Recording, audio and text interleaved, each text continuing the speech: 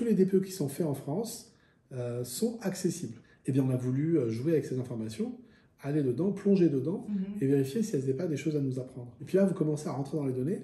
Et là, on s'aperçoit que lorsqu'on classe justement tous ces DPE selon leur consommation, eh bien, on s'aperçoit que le graphe qu'on obtient, eh bien, il y a des ruptures. Il y a des moments où c'est pas logique. Ouais. Il n'y a rien dans l'état du bâti en France qui peut expliquer d'un seul coup des ruptures.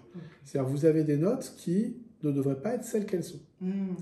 Et la seule raison qui explique ça, c'est que ces ruptures, elles se font exactement à l'endroit des seuils du DPE. Et évidemment que dès le moment où il y a un enjeu d'être sur une meilleure étiquette qu'une moins bonne, donc lorsque vous êtes du mauvais côté du seuil, malheureusement, il va y avoir un enjeu de passer du bon côté du seuil. Et à cet endroit-là, le rôle du diagnostiqueur peut être effectivement déterminant, où il va peut-être vous aider de manière complaisante à passer du bon côté du seuil.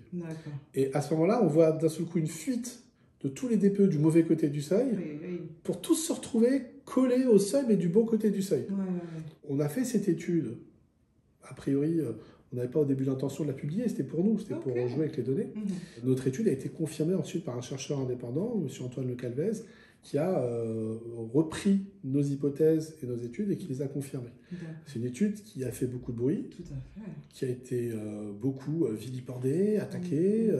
On a été accusé de manque de rigueur scientifique, de partialité. Ah oui, après... par qui? En fait, les diagnostiqueurs, évidemment, ont considéré qu'ils se faisaient potentiellement agresser. En tout cas, certains ont considéré qu'il y avait de notre part quelque chose d'agressif, puisque, effectivement, à cet endroit-là, on disait la seule chose qui peut expliquer la rupture de seuil, le fait que tous les DPE se mettent d'un seul coup du bon côté du seuil et pas du mauvais, c'est la complaisance du diagnostiqueur.